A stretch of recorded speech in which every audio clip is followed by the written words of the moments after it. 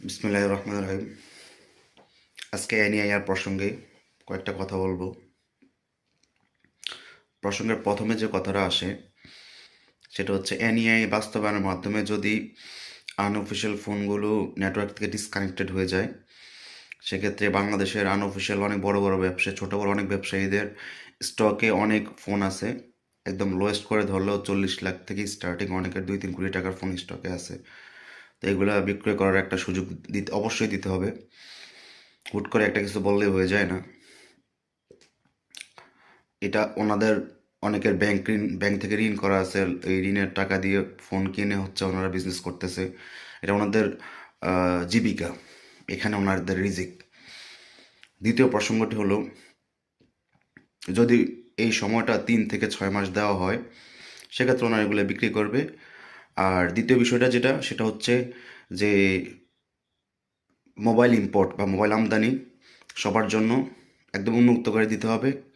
অবশ্যই এটা একটা লিমিটেশন ট্যাক্স, একটা লিমিটেড ট্যাক্স পার্সেন্টেজের আওতায়, একটা লিমিটেড ট্যাক্সের মধ্যে এটা আমদানি সবার জন্য উন্মুক্ত করে দিতে হবে। এটা কত পার্সেন্ট, সব কিছু ইনক্লুডেড হওয়ার পরে এটা 12 থেকে 15% হইতে হবে। এটা এরকম না যে আমদানির জন্য 10% করে দিয়েছেন, ওইটা এইটা সেটা মিলে এটা 40-42% হয়ে গেলো, এরকম হইলে হবে না। ইন টোটাল এভরিথিং ইনক্লুড করার পরে যাতে করে এটা 12 থেকে 14% বা 15% হয়। এটা না হলে কি হবে? এটা না হলে যেটা হচ্ছে, যারা অফিসিয়ালি তাদের অফিসিয়াল ডিস্ট্রিবিউটর বা অফিসিয়াল বিজনেসম্যান বলে তারা তাদেরকে প্রকাশ করতেছে, তারা কিন্তু একটা মনোপলি শুরু করে দিতেছে অলরেডি, যেটা 1 তারিখ থেকে হয়ে গেছে। সেই মনোপলিটা কি, তাদের কাছে যখন এই নিয়ন্ত্রণটা চলে যাচ্ছে, তারা ইচ্ছা মতো দাম বাড়াই দিতেছে। আমরা অলরেডি দেখছি যে বিভিন্ন ফোনে 1,000 থেকে শুরু করে 5,000, 7,000, 8,000 টাকা পর্যন্ত বাড়ছে 1 তারিখের পরে। এই টাকাটা কে দিবে? এই টাকাটা আমরা জনগণরা দেবো, যারা কনজিউমার তারা দিবে। কিন্তু তারা তো আগের প্রাইসে বিক্রি করে প্রফিট করতে পারতো, তাইলে এই বেশি টাকাটা তারা কেন নিচ্ছে? এটা হচ্ছে মনোপলি, যে আমার রাস্তা থেকে আমি ওদেরকে সরাই দিলাম আনঅফিসিয়ালদেরকে, এখন আমার ইচ্ছা মতো আমি প্রফিট করব।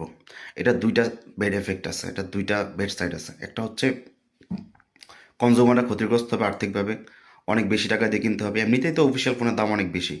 তারপরে তারা ইচ্ছা মতো তাদের দাম বাড়াবে, যখন আনঅফিসিয়াল যারা ব্যবসা করতো তারাও চাচ্ছে এখন ট্যাক্স দিয়ে ইম্পোর্ট করে, সরকারকে ট্যাক্স দিয়ে বা লাগেজ থেকে যখন রিলিজ করবে কাস্টমসে তখন ট্যাক্স দিয়ে রিলিজ করবে। কিন্তু তারা যখন এটা পারবে না ট্যাক্স বেশি হওয়ার কারণে, তখন অফিসিয়াল কোম্পানিগুলো, অফিসিয়াল বিজনেস যারা করছে তারা ইচ্ছা মতো রেট বসায় দিবে। আমি এটা আবারও বলতেছি, এখনও অফিসিয়াল ফোনের রেট বেশি, তারা এরপরে আরও বাড়াচ্ছে, যেটা 1 তারিখের পর আমরা দেখতেছি।